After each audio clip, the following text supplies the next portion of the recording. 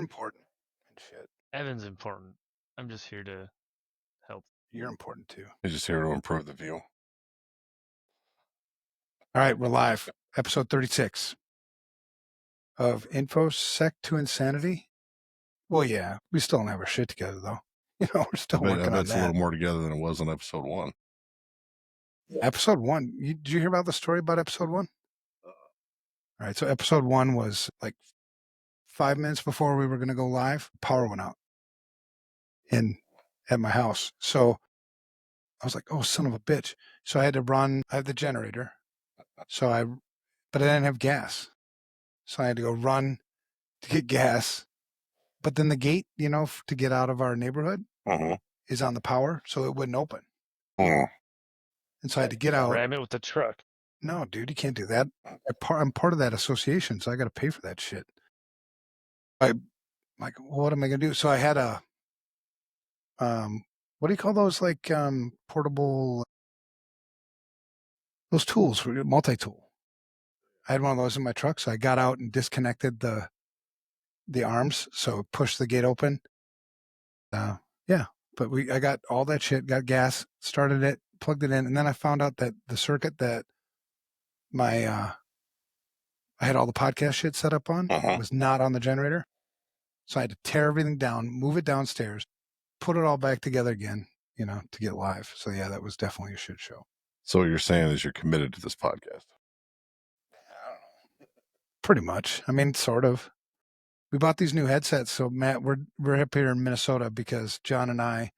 So people who don't know who John is the CEO of FRSecure and kind of CEO for like multiple things that I start, I guess. I don't know. Would you say Evan Management? Would that be? There's a little bit of that. I've been called many things that start with the word Evan. Evan Wrangler, Evan Whisperer has been mentioned a couple of times. I do like when you whisper. I gotta. That's Kevin. No, that's Kevin. We're definitely like, what would be like work cousins, maybe. I don't know what brothers. Yeah, there you go. Yeah, absolutely. But in reality, I mean, for those of you that know Evan, that would listen to this, Evan has 1,000 ideas a day, and some of them are, business ideas. Some of them are nonsense ideas. Some of them involve flying helicopters. Like there's all kinds of things that Evan does, and many reasons why I love him for having such an active brain. He's got a big brain, and I like when he uses it. But my job, because I'm not that way, is to take those ideas and do something with them when they're applicable to our business dealings. So in the parlance of business speak, he's the visionary of everything, and I'm the integrator. So a lot of it is Evan saying, I think we should do this. And I'm like, okay, let me go see if we can get that done. And then building plans and metrics and getting all the people involved. And we've got an awesome team. And yeah, that's kind of how it's evolved over the years. We've been working together coming up on 13 years. Damn, that's a long time. Congrats. Yeah. John used a big word and all that. He said parlance. I have a liberal arts education. Man, maybe while we're talking, you can just run that past ChatGPT and we can find out what the hell that word means. That's what I do. That's what you do. You're good at it. A particular manner of speaking. Excuse me, just coughed on the podcast. We're going to have to edit that out.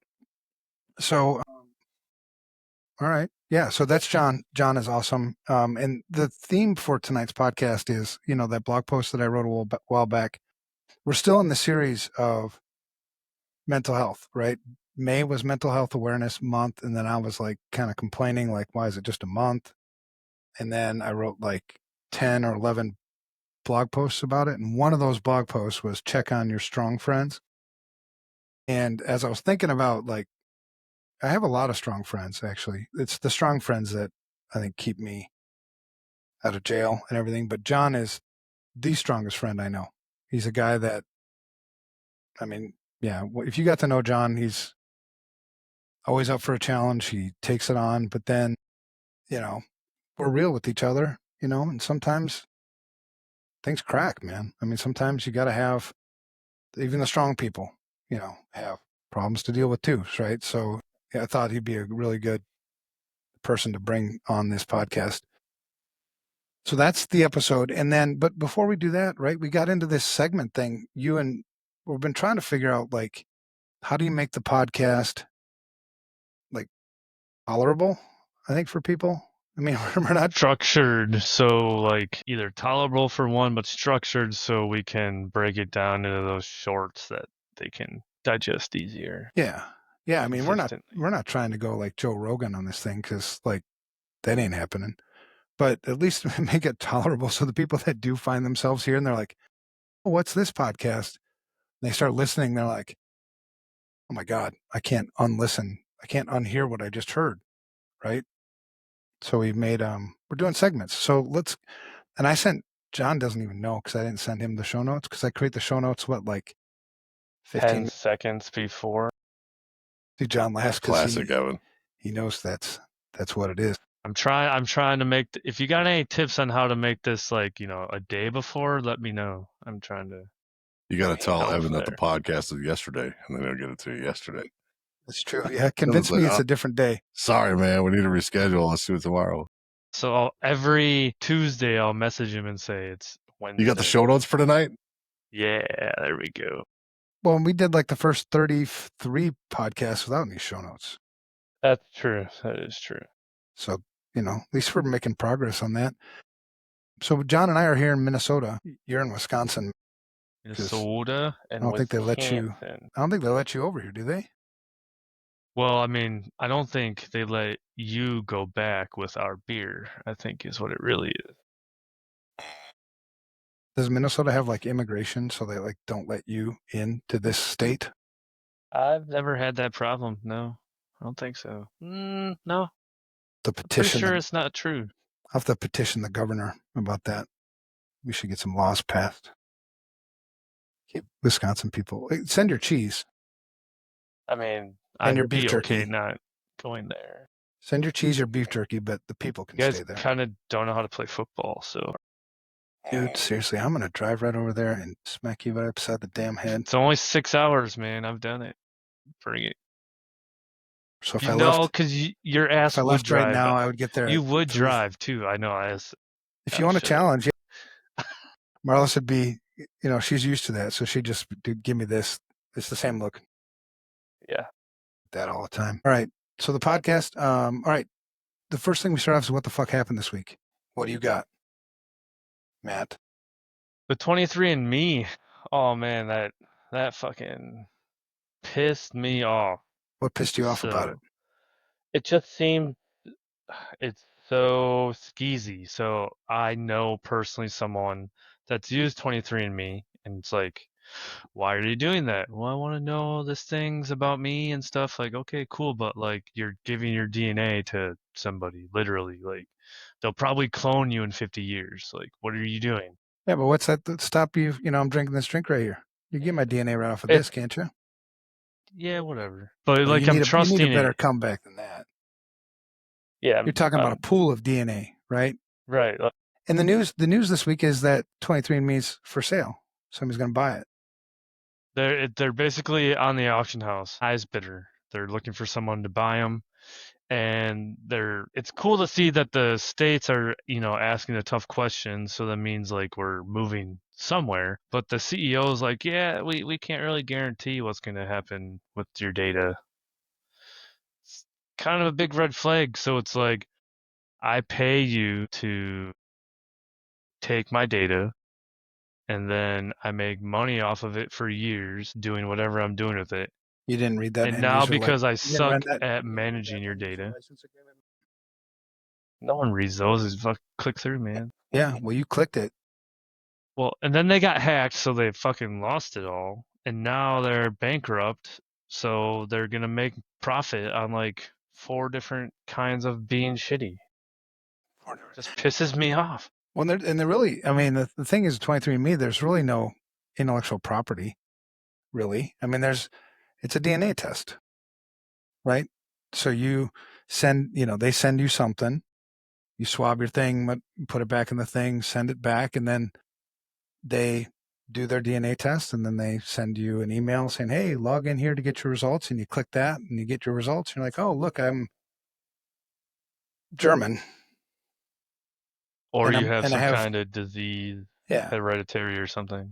And I have ADHD. It's like, okay, I It's already good to figured know. that shit out.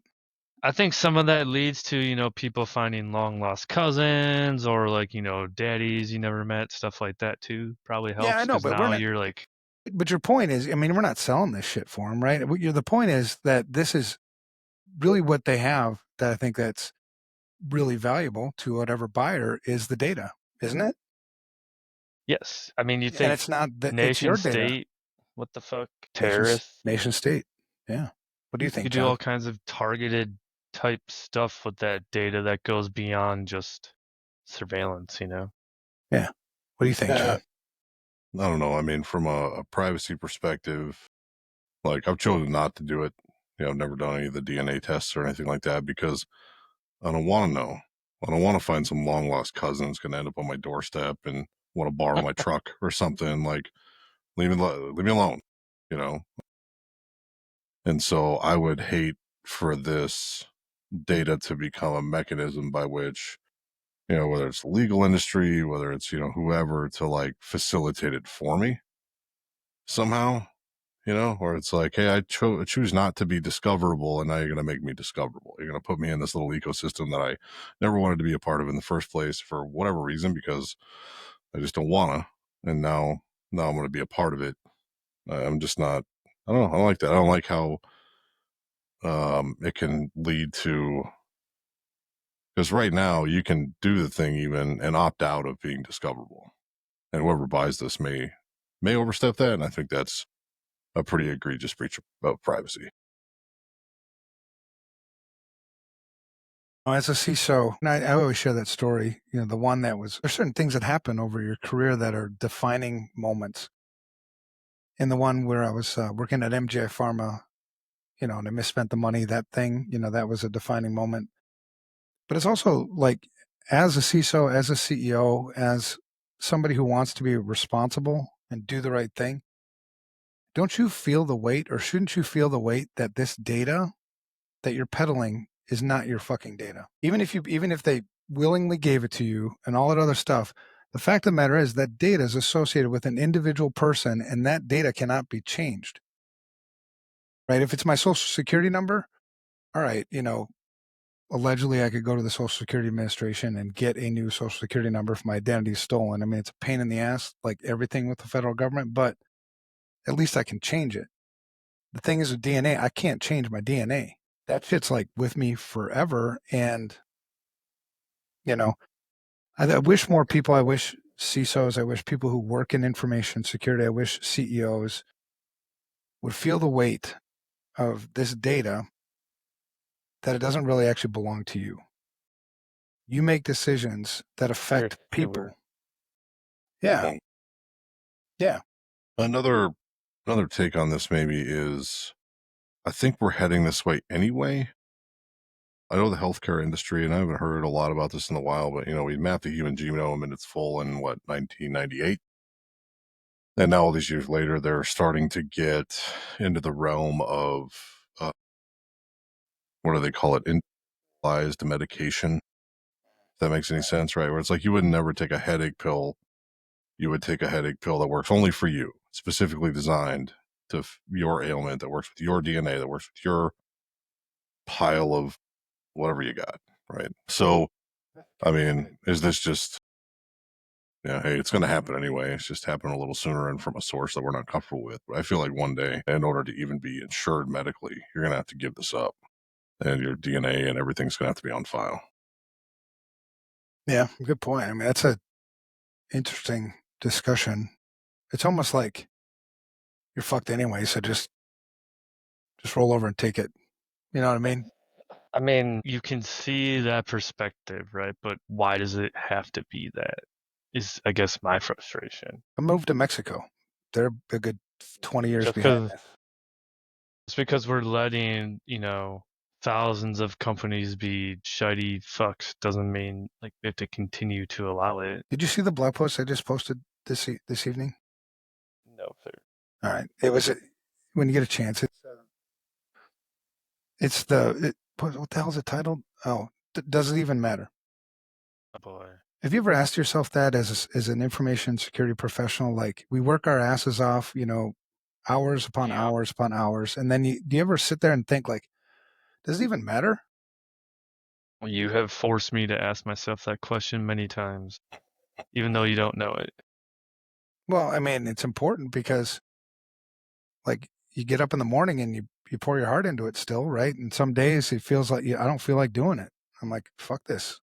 You guys deal with the crap. I'm disconnecting, going off the grid, enjoy life. Yeah. Sometimes I feel So like that. it's and me thing. I think the good news is the states are trying to push that all whatever million amount of, well, what pisses me off too is they call them users. They're fucking customers. I think we call them users and we disassociate from our responsibility, but that could be a whole nother conversation. But they're trying to Like make, users because they're like addicts. yeah, but they're trying to make all of them approve the sale individually. Like most things in the U.S. until this somebody suffers, I think enough to where it hurts enough to where people are going to pay attention. It becomes an election issue. Money's going to rule, right? So here's one that wasn't in the show notes about what the fuck happened this week. It just happened today, right? And we got to bring it up. I think it affected, kind of everybody. But the Google Cloud outage. Is that how you say it? Outage? No, yeah, because we're close enough to Mexico. We're close enough to Outage. Canada. We're close enough to Canada Outrage? now. You can almost call it outage. Do they call it outage in Canada? Like Ottawa? Interesting. Yeah, good point. All right, so Google Cloud had a big outage. You know how I found out about that today? And the timelines that you've been seeing in the news is bullshit because that's not like somebody wrote, because you see this every time there's like a big news thing. There's this big rush to write something about it and claim, like you're authoritative, like you have some kind of insider information about what the fuck happened. And I was reading one that said at 1:51 a.m. p.m. Eastern time is when this thing happened. And I was like, the way I found out about it was More like 20 after, but no, dude, it was like it was before noon because you're in a Cloudflare. different time zone, guy. No. I'm in the same time zone as you, dude. Fucking Wisconsin people. Are you shitting me? I'm in Minnesota right now. Yeah, but if it's reporting on the East Coast as 1, then it's 12 here. No, that's not what I said. It was 1:51, like this time. Okay. Sorry. Excuse me. Confused. Late in the night. All right. So anyway, and the way I found out is because my website went down. I don't know. Do you monitor your shit? Like I monitor. It's just a website, but I monitor it, and then I got an email saying my site's down. I'm like, oh, weird. So I go and look. Yeah, it's down, and I don't maintain that site. It's the FRSecure marketing team. So I just shot them an email saying, hey, whenever you get a chance, it's not a big deal. They're like, oh, we'll take a look at it. And then he replied back that Hyphy was down. Two of our other web properties, like FRSecure web properties, were down.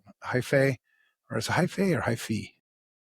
Hyphy and Hacks and Hops. Those two websites were down. And then, they replied back to me that Cloudflare was down.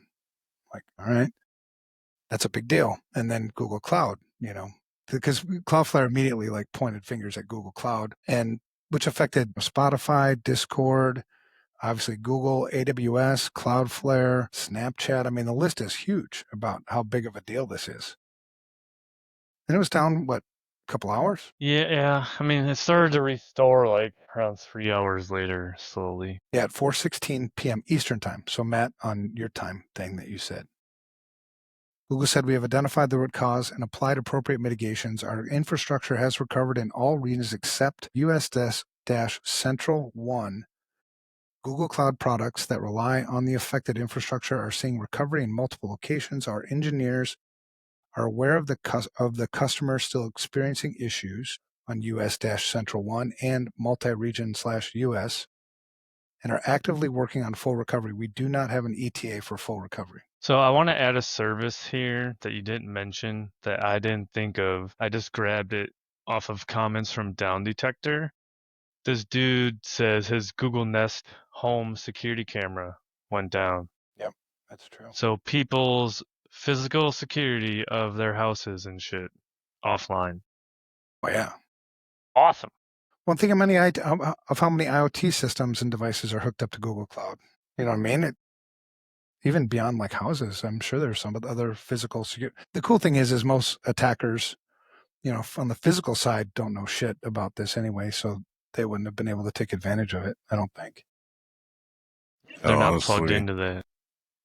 I'm surprised that this doesn't happen more. I mean, Like Microsoft?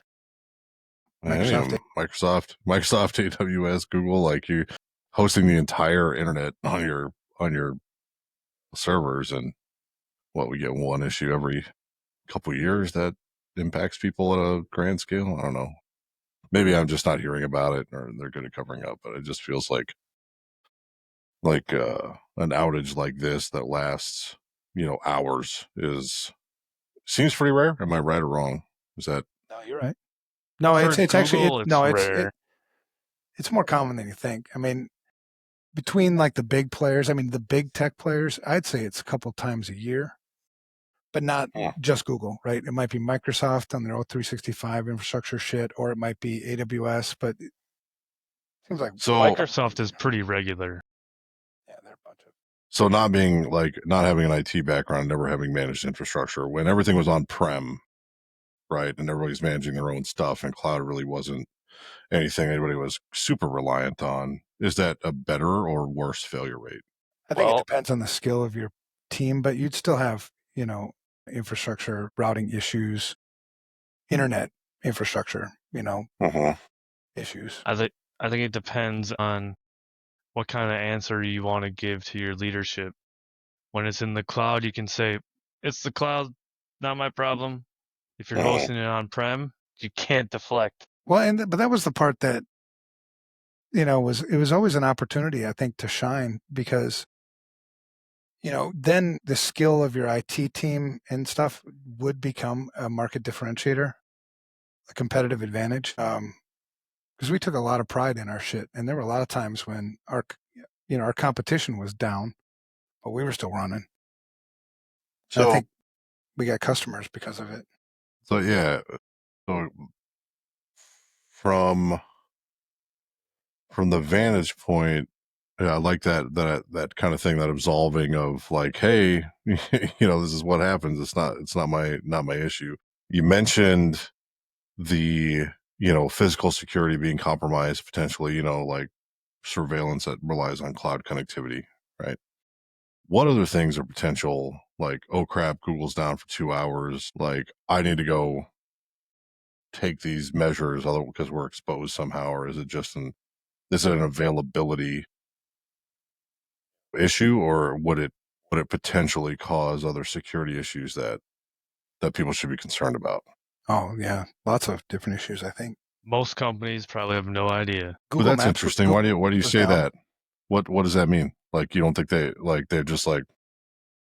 In my experience, companies don't have things mapped to their services. And then there would also be other rogue services within a company, someone doing something over here that is connected into something that's making us money, and we don't know how it works. And it could be connected to Google, and we just wouldn't know. We could have a third-party provider that provides support for machine, and they can't provide that support. Random things like that companies have no clue about. It's just gotten so complex.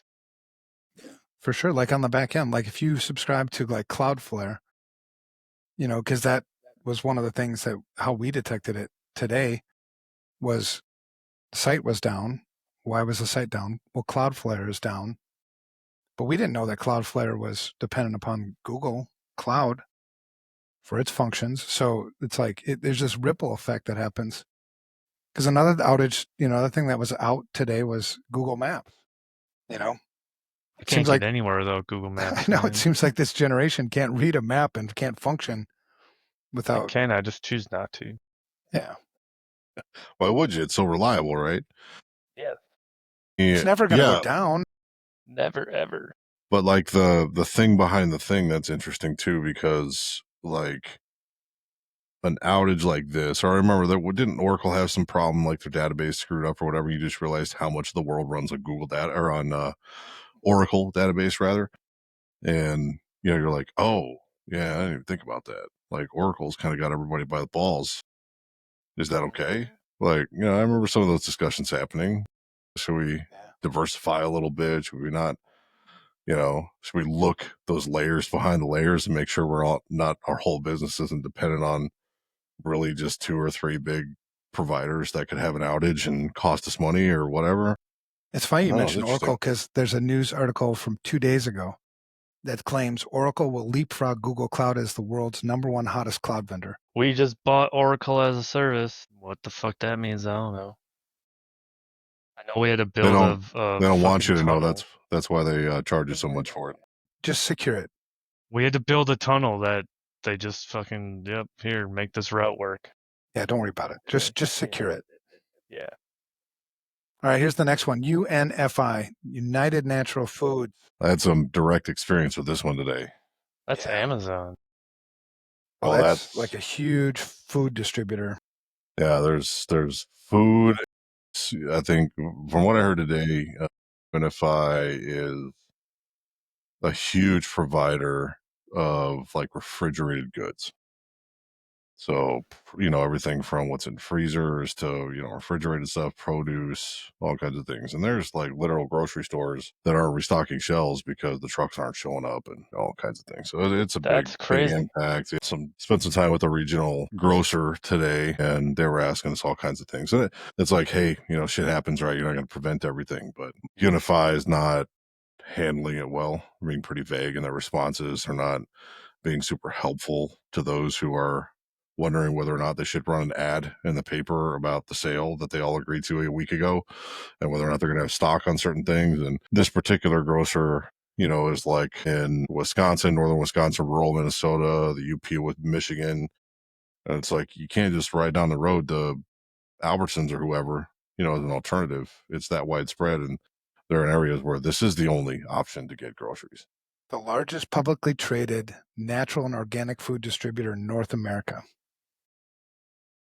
$1 billion in annual revenue, 8,300 employees, and 53 distribution centers. It's like this food thing that you probably never heard of, but You you've drive heard of by them. all the time. You don't know it's there. Yeah, you've definitely heard of them now. Sadly, well, because they filed an 8K with the SEC, right? So they did their notification duty, but they didn't really disclose anything. They're not sharing IOCs. They're not holding town halls with updated information. They're not sending out emails. Everything comes back like it was read by 10 lawyers and doesn't really say anything. None of these, and this could We've gotten involve really- EDI systems. It could involve all kinds of things, which means that, the people that they're supplying could be compromised by the same, shit. And they're not giving them any help in being able to identify if that's happening. And so We've gotten this really could be good the at tip that of the bullshit. iceberg, or it could be, this is just a disruption. It'll be done next week. Well, for the listeners, so this is what happened on June 5th. They discovered this unauthorized access and proactively took systems offline. Right? So it's not like a ransomware did it. They noticed the unauthorized access and then shut things down. It might have been ransomware. I don't know. They're still not really telling anybody. How would you know? But the outage disrupted the order fulfillment for grocery chains. Now, the big one that I think originally was in the news was Whole Foods. But so that's the one, it's publicly disclosed, but it's a lot of them. And so, and what the impact, according to this news article, shelves grew bare in categories like dairy, frozen foods, cereal, and snacks. Smaller markets like the one you're talking about, John, it's a smaller market, but still substantially large in that area, scrambled for alternatives from Cisco and Amazon to fill, Yeah, these it's orders. just, here in the Minneapolis area, it's like, Cub doesn't have my stuff. I'll just go to Albertsons instead or go to Walmart instead, whatever. If you're in Marquette, Michigan, you probably can't. If Super One's out of it, they're out. That's it. That kind of thing. So according to them, they've rolled out some secure workarounds. I don't like workarounds, and engaged forensic teams, but I think it's Mandiant probably on this one. If it's unauthorized access, there's no workaround. Just fix your shit. Yeah, right. The stock plunged 9 to 18% in the few days, but It's back up again. If you look at This the feels stock, like China. Feels like China and tariff trade war shit is what it feels like to me. Eroding our confidence in our food supply. our food supply's in pretty bad shape. Not just here, but just the co-ops and the growers. Yeah, I mean it's an interesting place to attack. Yeah, for our listeners, learn how to grow things, learn how to make food on your own, learn how to process animals. This is a part of your duty as a human being to be able to feed yourselves and your family. Or come live in Mexico, for crying out loud. It's fair. It's tempting. Just learn how to fish, for God's sake. There's no Keep you UNFI down in alive. Mexico. Grow some carrots in your backyard. Got a lot of Oscos. Yeah. All right, so Every other corner. We'll go through these next ones really quick. 4 billion records leaked in China's biggest ever data spill. Were they I'm like not a big fan of rock China, like the records government. or jazz records or like what kind of records? Personal records, bank information. info. WeChat is big over there. Alipay data. The boring records. Yeah, but That's a lot of records, man. dude, it's over half the world, half the planet, man. This is huge. And I'm glad it's like, I mean, I don't want to see anybody like suffer, but at least it's China, for crying out loud. I mean, the Nice. people are fine over there. I mean, they're It's the- Chinese, for crying out loud. I mean, what it's the hell the could happen to them? government. Yeah. So that's a big one. There was a recent article from Veracode, or a recent study. 80% of U.S. government networks harbor vulnerabilities older than a year. There's your federal government. Don't expect the government to do things you should be doing for yourself. That's my opinion. You need blockchain and AI. Fix it all. Shut up, Matt. I'm telling you. It's not what you need. Interpol cracks down on info stealers. 32 arrests, 20,000 IPs were nuked this week. That was a kind of a big deal. Come look at that one. Mystery iPhone crashes. Do you know what happens when they nuke these IP addresses? Do they go back up for sale, or are they like parked and reserved forever? Matt, you're frozen. Is Matt frozen? Any idea? Just me and you, John. I haven't froze up. Yeah. No, I'm here. the IPs, when they say the IPs were nuked, all that means is that they burned them. The attackers didn't actually own those IPs. So, then they're on RBL's remote blacklists until they can verify that what was behind that IP address is no longer the bad thing, and then they remove them. But it's not. Gotcha. Yeah. It's not like they're actually shut off or something. Okay, I'm tracking. 20,000 botnet IPs. So a lot of these botnet IPs were like home. IoT devices and shit. Yeah, home computers and stuff like that. Yeah. And then how about this mystery iPhone crashes? I thought this was an interesting story, and then we'll get to our main topic, because like iPhones are generally, pretty secure. I mean, Apple does a pretty damn good job, but there's been a lot of talk of these mystery iPhone crashes. And there's rumors that this is some kind of China-linked zero-click event. I don't know. I don't know enough, but I think it's something to keep an eye out for, because the thing about computers is they only do what they've been told to do. So if your computer crashes, if your iPhone crashes, you don't just ignore it. Like, there's a reason why the damn thing crashed. Is it bricking the phones or is it fixed? It's just crashing. So I think just rebooting it has been fixing it. Apple denies anything, but I don't know.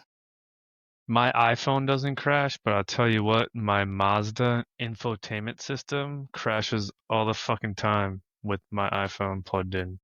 Mazda infotainment system? That's a known thing. The fuck is that news? Who's got a Mazda know. infotainment system? We were talking about crashes, all right? Leave me alone. I'm driving a Mitsubishi this week. It's a cute little son of a bitch. So here's another quick. John saw when we topic. came out of the hotel, because we're staying in the same hotel. He's like, "Is that your thing?" Yeah, and he's like, "What the hell?" He's got this nice beefy Dodge. What do you get? What'd you get for a rental? Durango? It's like a badass one, though, ain't it? I mean, it's got I mean, nice, it's just it's like a normal color. It's like a gray, like a dark gray. nice leather seats. His and is stuff. as orange as your shirt, and I'm like, yeah, that's just like pull me over. Well, and it's like half the size too. This is supposed to be like a mid-size SUV. And I come from, back back home, I'm driving like a full-size truck, and you get into this thing and you're like, the hell is this? Let's It was go race. like I'm driving a tin can. Marla's got to drive it today, and then she drove it to like somewhere. That's my wife. She drove it and then came back, and she's like, "That's the worst car I've ever driven." I'm like, "Ever?" If you know the story of me and Marlis when we met, it was like 2 weeks. We weren't even like serious. Like we're just kind of talking on the phone, kind of shit. And her car got towed and impound, and I had to get it out of impound. And it was the biggest piece of shit. It wasn't even worth it. Like when we got that car back, and they like, it wasn't worth it. So the next time we just left it sit on the street, and then it got towed again, and then we just said fuck it. But that was a bad car. It's actually the worst car I've ever driven. I mean, it's the worst car I've ever owned. It was hands down the 1993 Chevy Beretta. The worst car I've ever driven. My high school girlfriend had an AMC Eagle. You remember those things? Oh yeah. Yeah, it was like one of those where Those things are dope, like man. you got up to the stoplight and you had to like 2-foot it and like keep revving it, otherwise it would stall and die and never start again. You had to like let it sit for 20 minutes and then you could start it again. Awesome. That thing was a pain. Now, what was the worst car you ever drove? Worst car I ever drove, probably the one I started with, 88 Grand Am 4-door. There was a time when I had a Geo Metro. All three which was cylinders the of worst car I ever owned or drove, but it was also the best car because I love that thing. I had zero like care for like breaking it.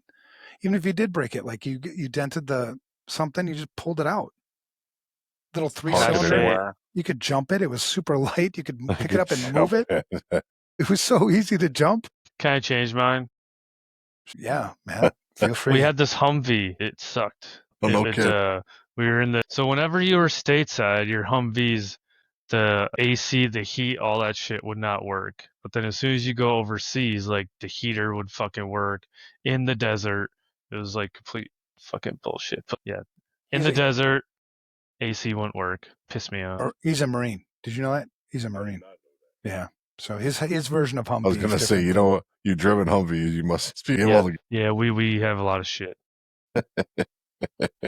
I have another thing to add real quick on the privacy. Fuck, you got the show notes, man. What the fuck, dude? You got to add one? What the fuck? It's my fucking show, bitch. Okay. Enough said. I'm just kidding. What's your thing? Mom and Dad are fighting. I'm scared. I'm sad now. No, don't be sad, man. You know I didn't mean it. I just get upset.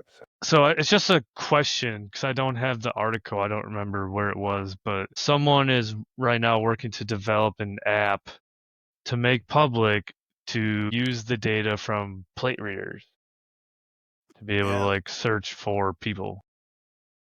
That's a terrible idea. Yeah. Just because you can doesn't mean you should.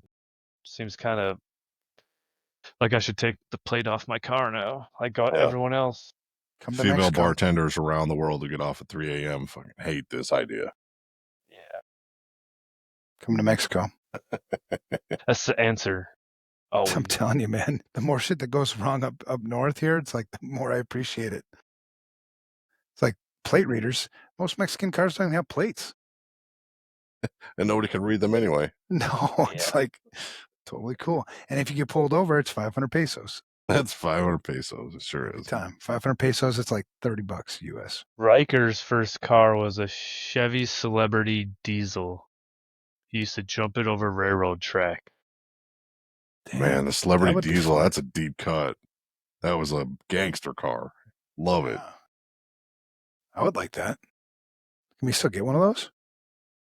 I've never even heard of it before. I have to look this up. I never heard of it either, but just the concept sounds cool as hell.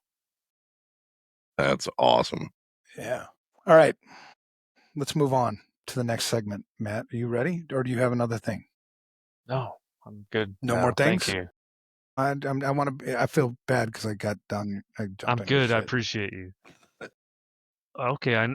You do have another thing. See, you fucking guy. All right. What do you got? I'm just looking at the car. It looks like a lot of the other cars that looked like that.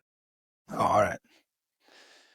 All right. So here's the main topic for the night. So check on your strong friends. And I think it's awesome that John has been joining in the conversation because that's really cool shit.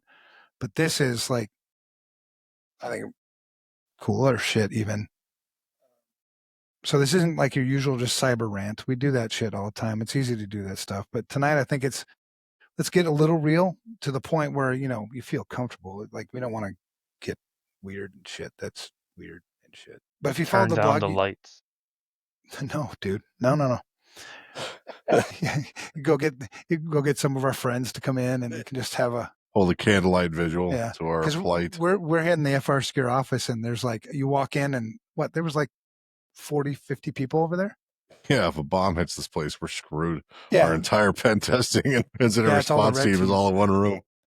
Yeah, it's true. They're playing games. All right. So what was I saying? Oh no, we're not getting weird like that, Matt.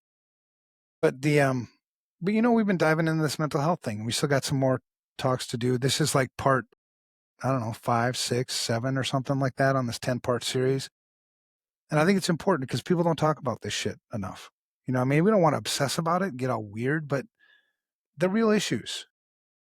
You know what I mean? And I think it's important to talk about. So tonight's theme is check on your strong friends because they really are the ones that carry weight for us. I know for me, and so when I thought about this topic, I was like, John is like what he was saying when he started. Like, I'm this weird guy, visionary thing. John makes shit happen. You know what I mean? And so he has to deal with the frustration, I think, sometimes of like people's shit, getting shit done. You know what I mean? And so anyway, that's why I wanted to talk about this stuff. So, high performer. John, you've always been a high performer, in my opinion. What's it feel like and share what you want to share, but, it's got to be a lot of pressure. Some days where it's just like, what the fuck? And I remember one thing you said to me that resonated, because a lot of things you say to me like resonate. And you said, everybody always asks, like, how's my wife doing? How are my kids doing? How is this doing? But really rare, if ever, do they ask how I'm doing, right? And so ever since you said that, and that was only like a few weeks ago, I've been thinking like, yeah, I want to check in on John, see how John's doing. Because you carry shit like all of us Yeah, do. and I don't know. It was, I think in that, that comment was more of an observation. Like I wasn't looking for anything. It was just like, yeah, it's kind of indicative of what we were talking about. I'm like, yeah, you know what? Come to think of it, like there's just not a whole lot of concern, for people in my life who I feel like have it all together. It's just like, oh, they're good. You look up to them. They got it. So, they got it all figured out. Like what could they possibly need? They've got it all kind of thing. I was preparing for this. There was something I read or heard, or I don't even remember. Probably attributed to somebody that matters. The sentiment is basically you can't be everything to everybody and nothing to yourself, right? And so it's this dance, this balance that you do as somebody who gives a shit, a lot about a lot of things and wants to be of service and wants to spend your time in the service of others and to be not, nobody's perfect, but you're kind of one of those people that constantly is removing imperfections from things that you do. And, that you just sometimes sacrifice a little too much, maybe. You stop caring about yourself as much. You're like, it doesn't matter as much as other people's happiness or the service that you're providing them. And, that can lead you down some pretty tough paths, I think. And it gets more pronounced for me anyway, when I feel like things are out of my control, Like, so I mean, for context, man, like my son was in a horrific car accident about 3 months ago. He got T-boned by a giant truck driving a 2001 Honda Accord, shattered his pelvis, ICU for 10 days. Just a horrible, horrible situation. Now, fast forward all this time, he's playing golf already. You know what I mean? Like 3 months later, I just saw him, he walked up the stairs to meet us at dinner and, he's doing great, but he's young. He was healthy, had no pre-existing health conditions or anything that would stifle this recovery, but many surgeries and a lot of hospital hours later, and he's still a year of physical therapy away from being, good and figuring out what he can do and what he can't do. Still a road to recovery, but he's miles ahead of the game at this point. And during that time, it was very apparent to me, I'm happy to play the role, but it was just like an expectation of like, I got to take care of everything. Like, no matter what else happens, I got to be the backstop. I got to be the unbreakable thing in everybody's life during this time, and I'm not allowed to show any kind of That chinks at because all. is that because you're seeing other people kind of showing those chinks, you think, or is it just something you're naturally driven to just do? Yeah, like a little both. To be fair, I like the role. It's fine. I'm not lamenting it, right? But in this particular situation, more so than others, I think perhaps this more pronounced was I was not okay after we got the call. I live in central Montana, right? He lives in the Minneapolis area. He would have to go to the hospital in St. Cloud, Minnesota, and so it took us 15 hours, to get there. And after all of that, you walk into the room and you just see him for the first time. He's laid out in bed. He's got tubes coming out of him. He's got stitches. He's beaten up, and they don't know if he's brain dead. They don't know anything yet. And that's just something you can't unsee. You know what I mean? Like it's something, it's very traumatic. It sucks. Nothing compared to what he's going through, but just laying your eyes on somebody you love that much and being so helpless. You give anything to change places with them, but you can obviously, and you kind of go about your business and you deal with it. You're Everybody else is processing something, you can't, because you got to be there to facilitate everybody else's processing. That makes sense. But eventually it comes and you have to process it. And I guess I'm call me untrained, not comfortable with, not experienced with allowing other people to help me process. But I think had I been better trained, better prepared, more willing to, I probably would have processed it better than I did.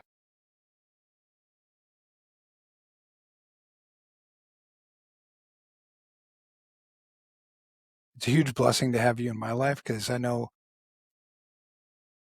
for me, when I need somebody to talk to, man, I can talk to you. And you usually have a very pragmatic, like logic based approach, which is the way I like it, right? I'm not a big feelings thing, but we still have feelings. We still have to deal with them.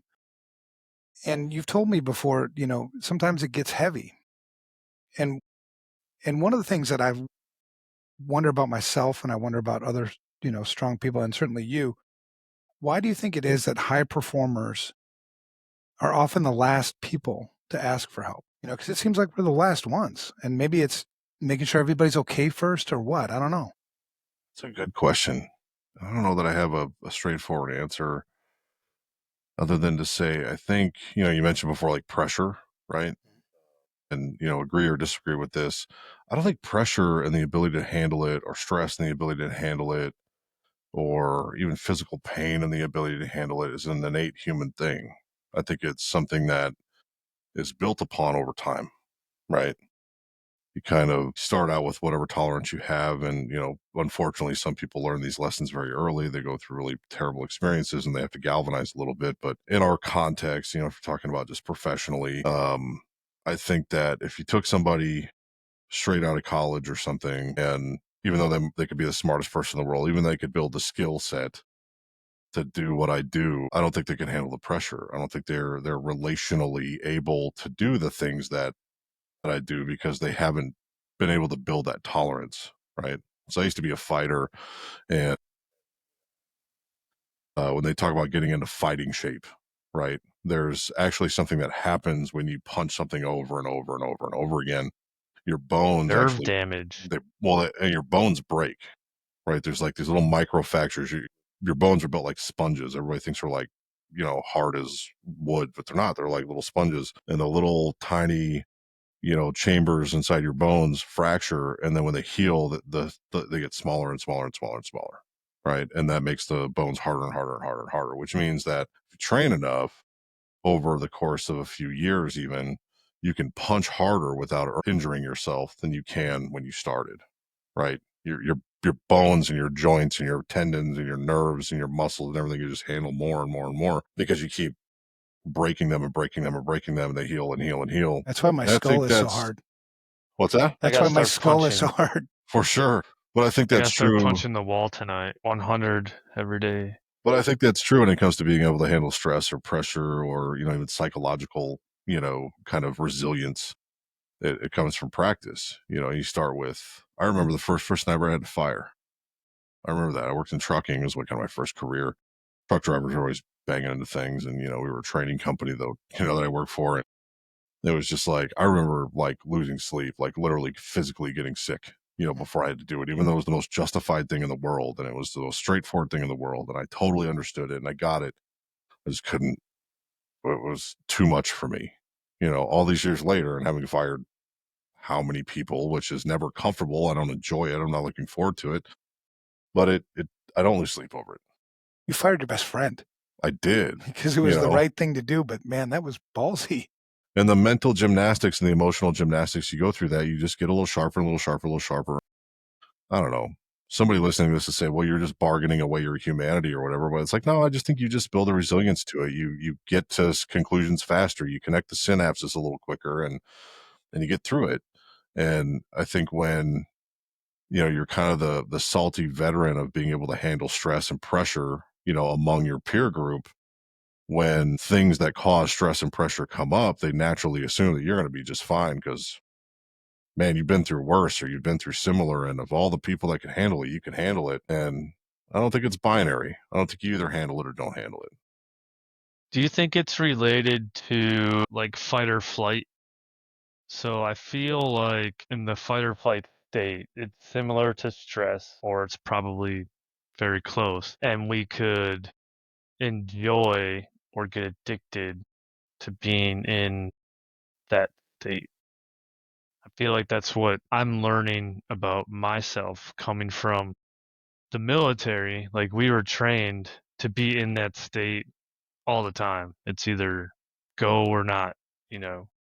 So now when I'm overworking or I'm stressed, it's like normal. I feel like I'm more productive. I feel like I'm sleeping better, but it's just a lie to myself. I It's think like a denial. that's a Yeah. very astute observation. And I think that people like us, left unchecked by good people and wise counsel and, people who care around you, will manufacture drama in order to feel that kind of dopamine hit, to get that feeling. Addicts do that. Yeah. It's let me cause a problem so I can fix it, so you got to not do that to people. You know One of what the I best- mean? I think there's a lot of That's taking it IT too people. far. There's One a of the lot best- of IT people that do that. They don't want to fix the root cause so they can keep fixing it so they feel like they're important. Managing symptoms instead of the ailment.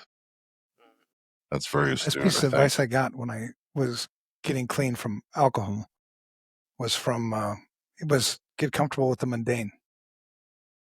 Because, as an addict, we like drama. I mean, we cause drama, we create drama. And so It's then not getting this working, comfortable. Evan. Shut the fuck up. It's not working for me. No, you are the drama in my life, I swear. But there's a couple of points, that things that I thought about when you were saying that. Because one is, in our industry, when you ask new people what do they want to be in this industry, you hear it over and over and over again. Well, I want to be a CISO someday. And it's like, why? Number one, right? You should be in this game for the right reason. And number two, do you realize that not everybody's built for it? Like some people are just not built to be the strong ones. That's just the way it is. You can continue to beat your head against it and try as hard as you can to train yourself to be it, but sometimes you just don't have it. And that's okay. There's nothing wrong with that. This may be my blue collar upbringing coming out here, but I believe everybody, I mean, unless you're like severely limited cognitively or, you're just not going to connect these synapses, like you can't do math, right? Like there's just some limitations maybe that you have, but I don't believe that anybody's incapable of doing it. I don't think they're willing to go through what it takes to get there. That's maybe it. But Right. then does that also mean then that if they're not willing to go through it, maybe you just don't have it still, what I mean? They're just making cascading decisions that prevent them from getting to where they want to be. But I ask that a lot too. I'm a CEO now, so I get hit up on LinkedIn, like people want to talk, how do you whatever. And I went to a school where it was one of those schools, like if somebody reaches out that's also an alumni, you have to take the meeting, it's like a part of that community. So, you know, it's graduation season. So I'll get hit up on LinkedIn all the time. Oh, you're CEO. Like, how did it happen? Tell me your story. You know, how do I get there? And I always ask, like, why in the world would you want to do this job? Like, I don't get it. Like, is it just money? Is it like, Right. what do you, I don't understand how you can be not have a career yet and feel like you one day want to do this job. This happened almost to me. It's not anything that I was seeking. It was just a response to the stimuli that I had at the time and these micro decisions that you make to either take it on or not, right? To build yourself or not. It wasn't a well thought out plan that one day I was going to be the CEO of something. In fact, it was something that I kind of rejected. I never really wanted. So, you know, I have a hard time with that, man. I want to be a CISO one day. I'm like, what a shitty job. Why would you want to do that? You know, I don't get it, you know, but Well, I think that's why it's I important feel to like ask them. CISOs are like reluctant heroes, man. They're just like, well, nobody else will fucking do it. I guess I'll do it. You know, I owe it to everybody, the industry, the world, the humanity. I know what I know. And for me to not act as an injustice, it's not anything I can live with that I know is something and I can't serve in this way. I have to do it. It's a calling, right? We're Christian guys. Like we know that feeling of, man, God wants me to do this. Shit. Yeah, It's that not happens a really what lot. I had in mind, but you kind of got to do it because God said so, you know, and just try your best at it. I don't always know that what I do pleases God, but I hope that I want to please him pleases him. And I like how you shared, because a lot of times you find yourself in places, it's like, how the fuck did I get here? You know what I mean? Over the years, and that's I think at this stage of my life, you try to share wisdom because wisdom is gained through painful experience, not just experience. It's got to be painful. And so you've had enough painful experiences to try to share it with other people. Like, try to avoid this shit because it sucks. I mean, if you talk about like incident responses over the years where like, you just see a lot of people fold, right? Because it's like shit's on the line right now, and like buck up. But then, you have to put things in perspective. I think another thing about strong people is they have a really good you, because I always learn from people, right? I mean, I learned so much from you watching the way you lead, watching the way you know, go against these things. You always have this really good ability to put things into perspective, right? You can, and maybe this is part of the learning process too. Like, nobody's going to die right now. You know what I mean? Like in an incident response and you're doing whatever unless somebody is going to die. But then even then you can put that in perspective. It's like this way of thinking things beyond the current thing. I don't know if that makes any sense. But then I know another thing is people who we fool ourselves sometimes into thinking that we strong and silent kind of go together. And like if you show any vulnerability, and I'm speaking more to the probably not directly to you, but more to listeners, that if you show any vulnerability, you're weak. And that's bullshit. It really is bullshit. It's so fucking destructive to yourself and to the people around you, your family. Being weak is not, I mean, talking, right? Working through these things, processing these things. You got to find the right people, right? My wife is like the mega thing for me, where I go and I can share anything with her because I can be vulnerable with her and I know she's not going to use it against me. So I think when you're strong, it's like you got to be careful who you share things with, but you do have to fucking share things, right? I mean, feel free to disagree, but I think that that's an important being relational and being in relationship is a necessary part of the job, but also it's a necessary part of your role as one of those resilient people in people's, you know, in life, right? It's like you have to have this network of people that, yeah, there's different levels of engagement with, right? But yeah, I don't know. I mean, to address, you know, something you said before, like the weakness thing, right? There's a swagger, right? You have to have at some instances, like, hey, even at my weakest, I'm still stronger than you. You know what I mean? So like for anybody else, anybody looking out there to take advantage of a situation or to pounce on, you know, some kind of weakness or like whatever, like one hand tied behind my back, I'm still gonna knock you the fuck out. So Right. like that's a part of like building your own resilience and in your attitude. But you know, I think my wife is one of those people. You're one of those people where it's like, yeah, I can talk about it, you know, like don't get the ick, you know, or you're just like, John's lost it. What's going on? You know, it's just like, oh, okay, it's a moment in time. It's another way of being a service. It's, you know, whatever. Like And you just dude, people you trust to not take advantage of the you know me well situation. enough that even if you did lose it, I'm still here for you, man. You know what I mean? I mean, it's like we all got shit. You know, I mean, there's nobody who's so strong that you're above all the shit. Nobody's that way. Jesus, that's it. I saw a tweet. It's been a while ago now. I think I maybe saw it on Reddit because the response was hilarious. And it was like somebody who was like, "Man, the sunscreen's for a bunch of bitches," and you know all this other stuff. Like, I don't wear sunscreen. Fuck this sunscreen shit. And somebody commented like, "Imagine thinking that you're tougher than the sun, like the sun." You know, it's like, hey, you know, yeah, all the posturing and all the, you know, you can be really stupid about it. But I think, you know, to your point, it is important to be in a relationship with people in order to be a stronger leader, to be a better service to people, to have these conversations without fear of judgment or being taken advantage of or of, you know, kind of tipping over a little bit. You know, otherwise you get in an echo chamber, you get in your own head. That's how narcissistic personalities come out. You start to justify things that are just horrible in your reach for having control over something or everything, whether artificial or real. And it's important to have accountability partners in your life that, you know, tell you like, hey man, it's okay to like take a couple of weeks off. You don't have to be the man for 2 weeks. Like just get right. My getting right is I gotta go to the woods. I love camping, I love fishing, I love, you know, cutting down trees and burning them. That's kind of what I like to do. And I like sleeping during deer hunting. It's real easy to do. yeah, we all have our thing. Sometimes, you know, I hate to say it, it's like I need permission to go do that. Yeah.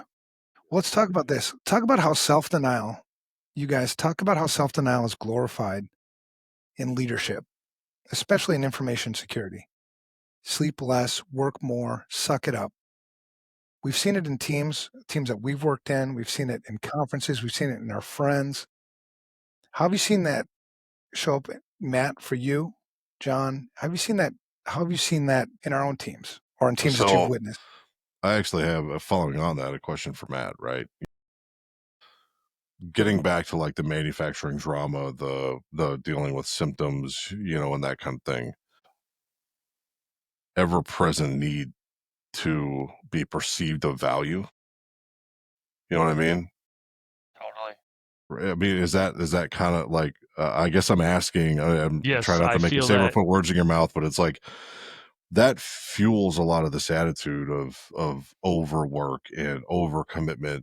Maybe I mean I don't know how to put a measurement on it, but like that, I'll go no quit, balls out. I don't sleep until I'll sleep when I'm dead. I got to fix this kind of attitude. I used to say that when I I was have a younger. different Now feeling I about can't say that sleep. anymore. I mean, I do like my sleep, so I'm like, I'll go till crash and then, sleep. But yeah, definitely this whole, I don't know where it comes from. It could be related to the other things, but I definitely feel I have to keep bringing value. Like even if other people can't keep up, like I just have to keep more and more and more, and people probably get annoyed. I think it could come from military service, but I think like a analogy I was using the other day, like I'm in the ocean driving a jet ski, and organizations and teams are on like fucking freighter ships. So I can like pivot and turn and change quickly, and they're just like taking forever to even see where I'm at. I don't know if that's a good thing or a bad thing. It probably Well, fits it somewhere. it speaks to a choice you've made to not be dependent on anybody else. Because if you're in the freighter, you're dependent on an entire team of people to determine where you're going, right? But if you're on a jet ski by yourself, as long as you got the fuel, you can go wherever you want. Yeah, but you also won't go as far, or be as effective, right? So you got to figure out how to work on that team, unless that's all you want to do is ride the damn jet ski. Because I'm an You only guys are child. like, I'm the jet ski guy. I'm an only child. Like you guys I'm are fine deep, being alone. man.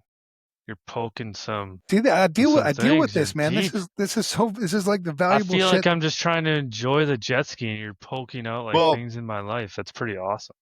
So there's a book that I read recently and heard. It was like a half-day workshop with the author, and it's classic CEO shit. I went to a conference, and now it's all I can think about, right? But it's what is it called? The seven, not deadly sins. That's not what it is. Dwarfs. No, I gotta find this now. It's like it has to do with like the hierarchy of needs. It's like behind every, what were you gonna say? Maslow? Yeah, Maslow, right? But it's not him, but it's like basically every behavior has an emotion behind it, and behind every emotion is an unmet need, right? So it's this primal question is what it's called, right? And so he's got this like little quiz. It's a very simple thing, oversimplified almost, right? But it tells you like what drives your emotions that therefore drives your behaviors. What need is not being met that you're I'm gonna take that doing those assessment things? after this. Yeah, so I thought it was really interesting in its simplicity because it's not like DISC where you got to take like 12 hours freaking quizzes and answer 9 million questions. It was like a dozen questions, and you're like, so the reason why I act out and, am self-destructive, and at times when I'm feeling depressed is because, I'm angry or I'm, feeling negative in a certain way. And it's because I'm not feeling loved. Or it's maybe I don't feel safe. Right. I just don't feel like I'm in a place where that need is being met. Or I don't feel like I'm in an environment where I'm making a difference. Right. There's all these beautiful because you don't hear strong people say things like, I don't feel safe. I don't feel loved. But that's one of the things that I think that's the myth is like, I'm strong. I don't need to be loved. You know what I mean? That's bullshit because it's this self-awareness that you have that I think lends yourself to you being as strong as you are. This looking for like, why do I behave this way? Why do I do these things? And then just trying to like be a better person, as opposed to, I think a lot of people think that strength, when they're doing these destructive things, they just live in this denial. You know what I mean? Like, it doesn't matter that why I do what I do. I just do what I do because I'm fucking strong. Meanwhile, you're bargaining it away, right? It's like people are like, well, somebody's got to get rid of the toxic waste. It might as well be me. And you do these horrible illegal things. And you see it all the time, right? Like from petty crime and all the way up to kingpins and all that. Actually, another really good book, if you guys haven't read it, American Kingpin, about Ross Ulbricht, the guy who started the Silk Road. Yeah, give that a read. Follows that same kind of mentality of like, it started out as an experiment, an idea around his distaste for the government's restriction of people's freedoms. That guy's getting released, by the way. Yeah, he got pardoned. He got a life sentence plus 40 years, and then he got pardoned after like 12 years. Would you believe me if I told you that I purchased a domain name with his credit card number? With Ross Ulbricht? I wouldn't be surprised, but I don't believe you. I was totally lying. It's like two truths and a lie. Yeah. Could I have done it? Maybe, but no, I don't have better things to do. Yeah. So anyway, like that, the self-awareness, I think there was this thing that I had when I was, I don't know, teenage, like early 20s, right? There was this win at all costs, like killer instinct that I had, or it wasn't enough for me to win. Somebody had to lose. And it made me very effective as an athlete, and doing the things that I was doing and everything. And I don't know what happened. Maybe I got hit in the head too much. Maybe, God touched me or whatever it was. I just lost it. I didn't have it anymore. And it became less important that somebody lose. And then it became not important at all. Right. But I still like to win. I still want to win. But now I want everybody to win. It's more altruistic. It's more holistic. It's, you want to win on a team. You want to contribute and all those kinds of things. And so you start to change your trajectory a little bit. And so the toughest times for me, I think, are when you're doing all the right things and you're doing them for all the right reasons and you're still not winning. Yep. That's the worst for me. But if yeah, I mean, and having people around you that can support you in that stuff, when you don't see it, right? That's that perspective thing, because just sometimes shit just goes to shit, right? And you're doing the right things, but that's life, what I mean? And to have somebody there like you as a friend of mine, or Kevin, my work wife, who love-hate relationship. I don't know if I'm loving him or hating him, but God, I'm so grateful that he's in my life, because I need that, right? And my wife. So you be the strong person, but even the strong people have strong people around them. The strongest people have strong people around. Right. Because there's this other thing, this I'm fine lie. When you talk to people and you're like, hey, how you doing? You check in on somebody because you haven't heard from them for a while or whatever. And you get that classic, I'm fine. I do that to my wife a lot. How you doing? I'm fine. Huh? Maybe I'm not. You know what I mean? So that phrase can be the biggest damn red flag when you talk to somebody and they say you're fine. That should be a red flag. I've started to not use it intentionally. I've been telling people like, yeah, it's rough. I'm recovering from burnout. I'm trying answering like that, and people are confused. I think they disengage faster. Well, but we've been trained to hide it. We've been trained, especially if you are that strong person for somebody else. Mm-hmm. You've been trained to hide it. I'm fine. Well, it's usually an indication too that the people are asking that question and then getting confused, or not emotionally intelligent enough to see what's going on. And that doesn't make them bad people. It just makes them emotionally unintelligent. Right. But they are where they are. Exactly. So actually today I was talking to somebody that I know pretty well, and I know her parents pretty well, and I'd seen them in a while. She said, hey, how your folks doing? And she goes, they're okay. I went, that's different. Normally she'll tell me, oh, they're good. My mom's doing her craft thing. My dad's doing this. And, she would tell me a little something. She goes, they're okay. I went, what's up? She's like, my dad got laid off this week, lost his job. It's like, that sucks. I'm sorry. Is everything okay? Did he get a severance? Like, what was, what's next? Connect me with him. I'd like to talk to him, kind of thing. And, that little change, because you'd be like, they're okay. Oh, good. No, not good. Okay. You said okay, and I said good. And so when I say I'm fine, you're like, good. No, you've upgraded me. I said I'm fine. Right. That's not and that's the tip for the listeners. The listeners, when you check in with your strong friends, look for those signs. Right? Look for the sign of deflection or the lie, like I'm fine. If that's what they always say, and it's kind of just the normal baseline sort of thing, and maybe you inquire more, whatever. But in a lot of cases, I think it is like, even if I asked you, like, how you doing? And you just say, I'm fine. That's not normal. There's something more there. And and for our listeners, look for things like that, because that's the lie. Here's the thing. I love this. There's this quote by Christian Bale, the actor. He said, if you have a problem with me, but you don't have my cell phone number so you can tell me you have a problem with me, then I don't care.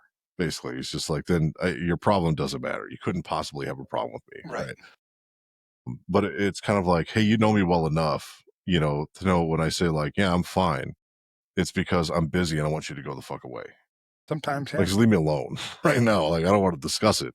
Like, that's one kind of fine. The other one is, hey, I'm fine. And the follow-up question is like, okay, what does that mean? Right. Like, my family well enough, other things are going on enough. You can ask follow-up questions. But I know you could well even enough. Ask me, are you just telling me to fuck off right now? Or are you like, do you want to share something? You want to talk about it? Like, whatever. But that's the relationship thing, right? I know you well enough that if you're telling me you're fine because you want me to go the fuck away, you would just say that. if I kept asking, you'd be like, hey, I'm fine. Now's not a good time. I'll call you later. yeah, because I mean, you've said that shit to me before in meetings, you know what I mean? And it's like, because I don't know, there's like these boundaries that you set up with each other, right? And they're built out of respect. They're not built out of power or control. It's like line, respect. And then if I cross it again, you're like, hey, the fuck? Yeah. But, a part of that self-awareness, I think a part of strength too, is being self-aware enough to know when you're deflecting, when you should be accepting, and asking questions like, what do I have to learn from this? This shitty time I'm going through in my life, or this great time I'm going through in my life, or these people that I'm in relationship with that I maybe appreciate or don't, or whatever, right? Like, what do I have to learn? How can I be better? How can I be stronger? How can I, like unpacking that a little bit. Why am I on a jet ski and not the ship? Like, Can't it, let it go. I get it. Yeah. yeah, good, man. I'm great. I'm sure you're fine on your jet ski, but we're going to keep asking. I've heard of couples using a numbering system, like when you get home from work, instead of saying like how are you, like where are you at? I'm a 1, or I'm a 7, I'm a 5. Kind of lets the other person know, leave them alone, let them recharge, chip in, do some things, or we're good, let's do some things. I don't know if there's other systems like that people use, or maybe you guys use, but I've heard of people using that. Well, and I think when you're checking in with your strong friends, depending on who they are, there's nothing to stop them from lying about that too. You know what I mean? It's like observing your friends I think it's a sign of love.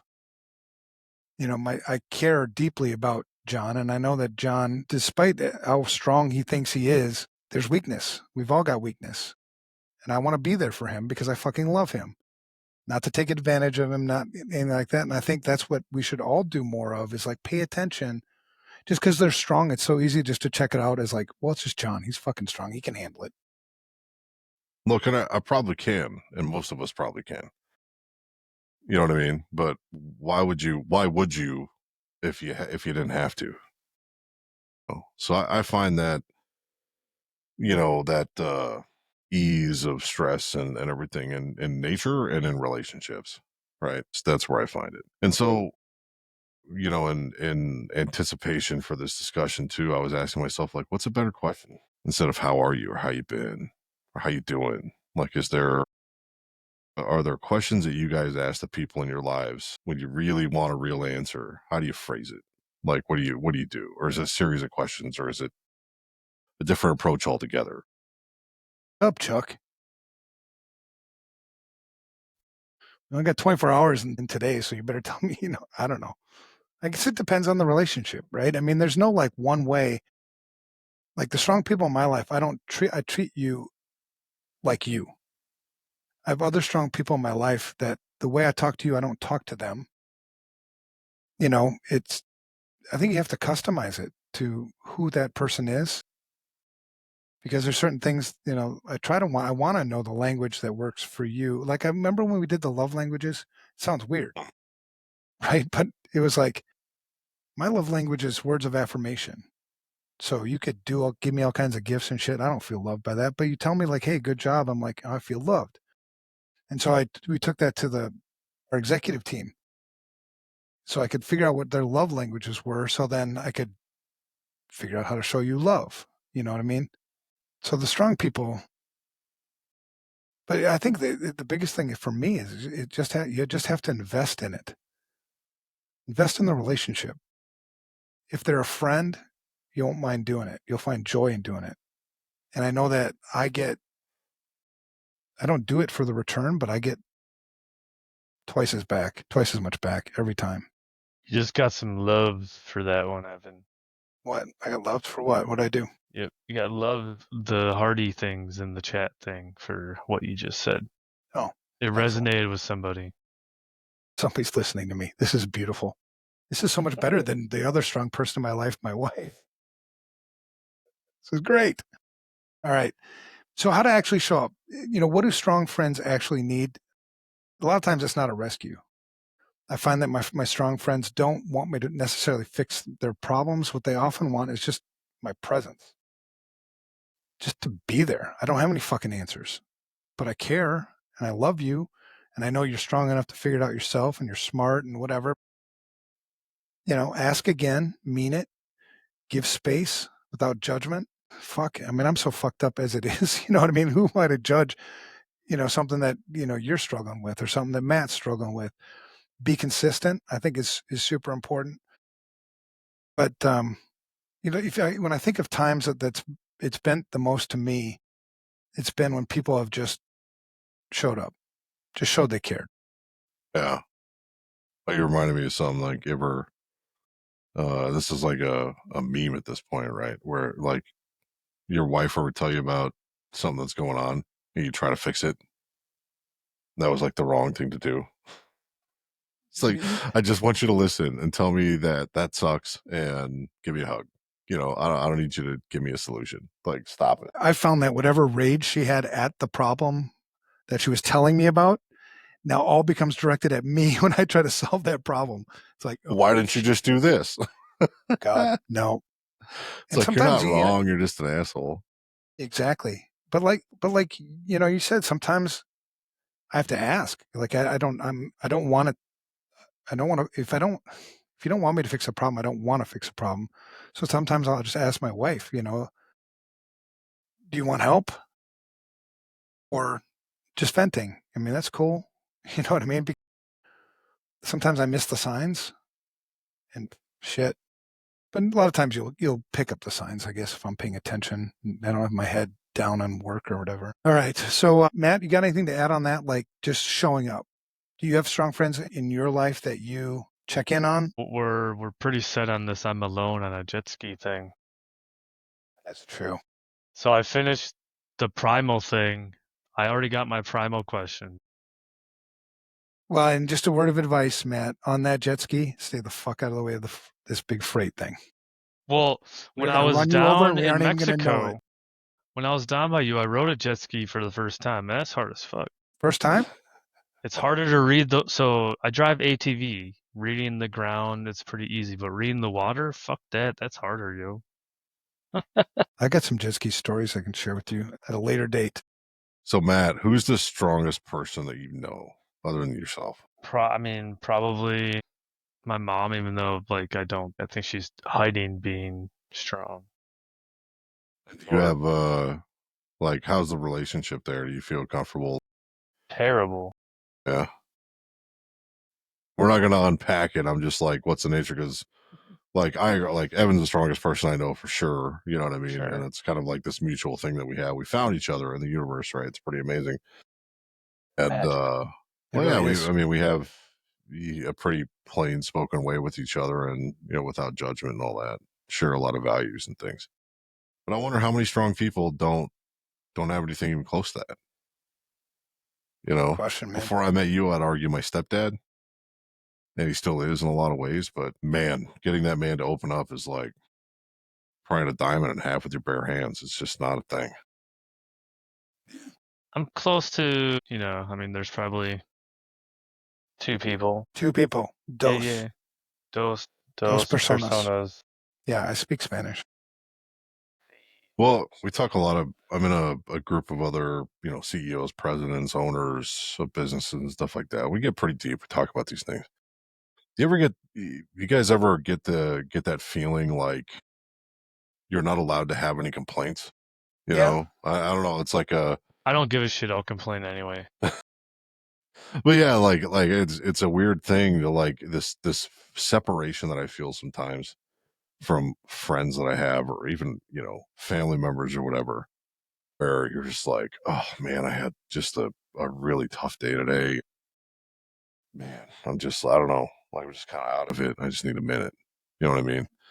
And they're like, what do you have to complain about? You know what I mean? It's almost like you live this charmed life. You got a maid. You got this. You got that. Like, how could you possibly be stressed out? You have everything. Yeah. It's like, I suppose my mom treats me that way. She just doesn't say it. Well, the two things I learned that I've shared with you and we've reinforced in each other is, the wind blows the strongest at the top of the mountain. So if you want to climb this mountain, it gets harder and harder, right? And that's a lot of the reason why, why do you want to be a CISO? Why do you want to be CEO? Why do you want to be this? Because along with that, if you want to do it right and you want to, I think, be effective at it, it's hard. There's a reason why, there's a reason why, there's so much more burnout, I think, in leadership positions, and the length of tenure generally isn't very long because it's hard. And the second thing is that it's lonely at the top of the mountain. Nobody else knows what it's like to be in my seat. Nobody else knows what it's like to be in John's seat. It's so unique. Like, look up a job description for CEO. It's all over the fucking place. There's no one job description for CEO. There's general things like culture, tactical or day-to-day operations, responsibility, all that kind of stuff. It's funny, you're right. I've not seen a sensible description of that job ever.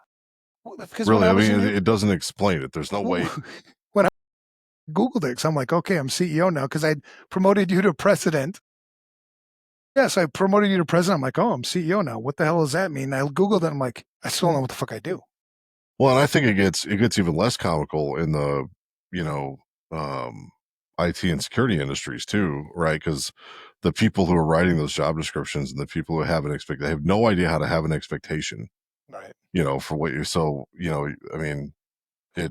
feel for you guys. So, sometimes when you're coming up in your career, I'm like, I spent a fair amount of time, and not so much lately, but it was a lot of FRSecure clients, and I would go meet with their boards and their like ownership groups because they had no idea how to set an expectation for their security program. They had no idea how to speak the language. They had no idea. They're like, I don't know. We don't know what to do with this guy. He keeps giving us information, and we have no idea what it means. And how do I know if it's good or bad? And this kind of stuff. It's like, holy crap, man. Like, I understand how they feel, but I always felt worse for the guy who was in charge of security, the guy or gal, right? It was just like, man, I can't imagine, and how shitty was that job description that somebody comes in and they, are already just like, well, all this is nonsense. I just got to figure it out and hope these people don't fire me. Well, and that's one of the frustrating things about, being at this stage of my career. It's like you want to share wisdom, right? This is the wisdom time of my career where I've already fought the fucking battles. I've already taken my lumps. I'm not interested in fighting any more fights. This is how it works, right? And I've learned these things. So like, don't repeat the same damn mistakes. But then for the people that want to be strong and some of them, it's like, oh, I got a better way. It's like, fuck, okay, do you? I mean, let's see what happens, And it's like you repeat these same mistakes. So I think part of being strong for me has also been, as I've gotten older, for sure, is to be more. And to your point about feeling like you can't complain, I think one of the things that I've learned is before I complain, I better make sure I have something to complain about. So I usually look in the mirror first, like, is it me or is it John? What do I have to learn from this, right? Yeah, because I want to make sure I get it right because I've made enough mistakes where I've gotten it wrong, where it's destroyed friendships or relationships or whatever, and I've got to deal with that shit. So first, like, do I have a right to complain? And, who am I going to complain to? You know what I mean? There's certain people I would complain to. Other people would be like, it's not even worth my time, to complain to that person because they might come back with that. Well, what do you have to complain about? If you had any like respect for the perspective of from where I'm coming, you wouldn't ask that damn question, right? Because yeah,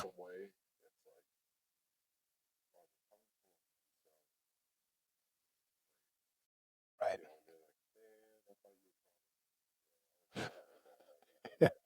Yeah, yeah. There's the judgment thing. No, I'm really not a robot. I promise you. Like, I feel things. My primal question is, am I loved? That's my primal question. Is this a quiz I'm supposed to take, you guys? You absolutely can. I want to do that. And so, but it tells you like, so Matt was nice enough to post in the comments what that means. Am I wanted? What's that mean? So core needs are to feel accepted, to pursue, and to belong. So to be of value, right? And your core fear is to be excluded or left out, and your kryptonite is rejection. Well, it's Right. really interesting because if my fear is being excluded, why the fuck am I riding alone? Hey, Matt, I accept you. I Well, appreciate you. Thank I'm you. only going to pursue you so far, though, because you're in fucking Wisconsin. But, Well, maybe it's not that you want to be on the boat. You just want to be invited. Everybody wants you on the boat, and yet you decide not to be. You could just ride a little jet ski right still can along, meet that need. right along the side of the boat, and we can wave and shit.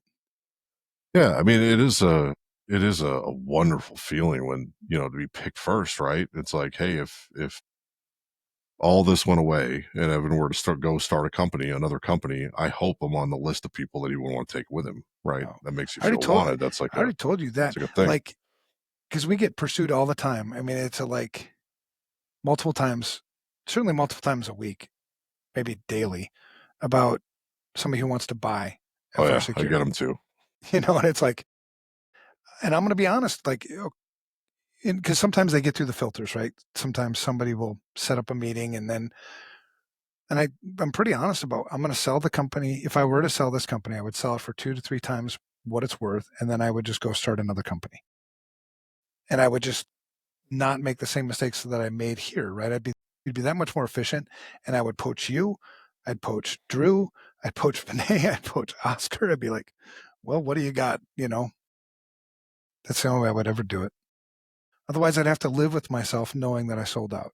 And I work for Jesus, man. You know what I mean? I don't work for anybody else. And I'm going to have to answer for the shit I did. So it's just the way it is.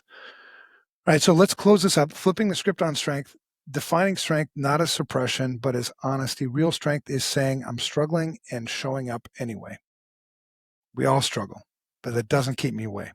I'm still going to go to the game. I'm still going to play. I may need the winger to pick up some slack a little bit, you know what I mean, and lead me a little bit more, but I'm still showing up and I'm still the best for the game.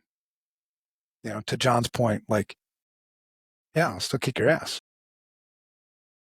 Oh yeah, we're really great at playing hurt. Yeah, for sure. Like anything to keep me on the field, I'll do it. So we need to build workplaces, friendships, communities where people can be fully human, not just a bulletproof version, not anything fake. You have to create a place or work in a place, and you can influence this, even if you're not in a leadership position, of just being fucking real, right? Just real. That's one thing I love about this company. I love about FRSecure, and I love about this culture is we're just real. None of us are perfect. None of us are better than anybody else. We just got different positions and different, points on the field to play. But I struggle. I'm not afraid to admit it. I've struggled with my alcohol and addiction problems over the years. I've struggled with overwork and burnout over the years. I've struggled with all these things. And I tell you not because I want anybody to feel sorry for me, but because I don't want you to make the same fucking mistake. And that's in my opinion. And I love how you lead the same way. Like you share what the fuck you've been through. That's strength. Yeah, I don't want you to pay the dumb tax that I've already paid, right? Because a lot of other people paid a lot of dumb tax that I didn't have to pay, and I owe it to them to pass it along, right? But some people just got to learn the hard way. Like, yeah, that's I okay. pay a lot of taxes. Okay too. Yeah. Well, that's part of that is because you're a Marine too, man. I mean, come on. I've known enough Marines, seen enough Marines over the years. The crayons like, taste better every time. Did I show you this already? Like, that hurt really bad. I'm going to do it again. So at CypherCon, one of my friends made me this. It's a 3D printed Marine Corps emergency rations, and he was so nice enough to give me some rations. Yep, crayons. That's Marines.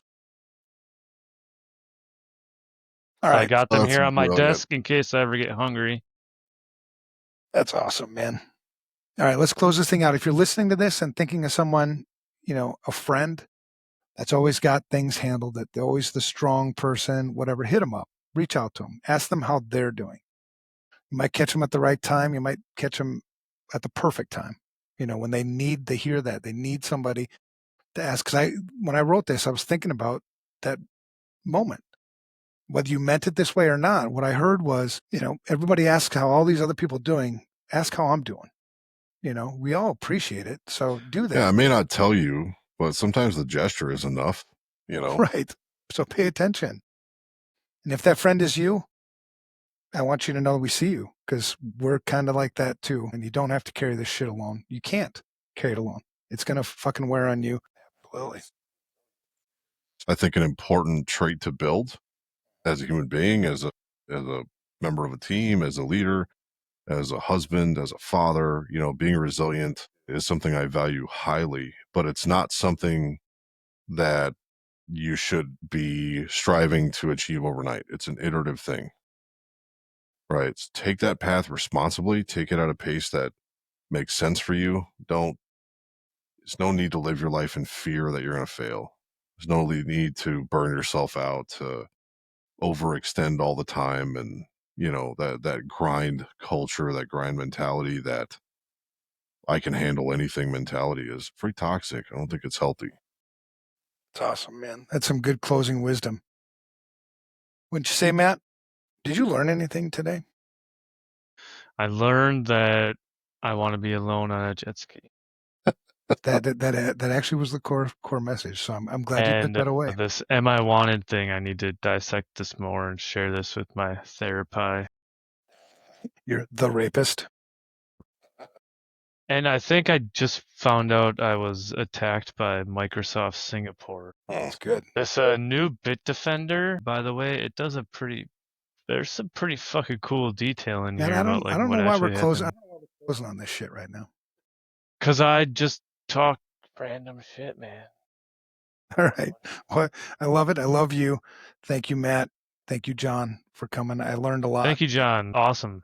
Yeah, hey, You seem like thanks a for pretty the good invite, dude. guys. This is a lot of fun. Thanks for letting me be a part of it. Yeah. Awesome. Thank you to all our listeners. Okay. Don't forget to like, subscribe, follow Evan's blog. Yeah, if you got time. Fuck. If his site's not down because of Google. Yeah, exactly. All right. Peace out, man. Thanks, guys.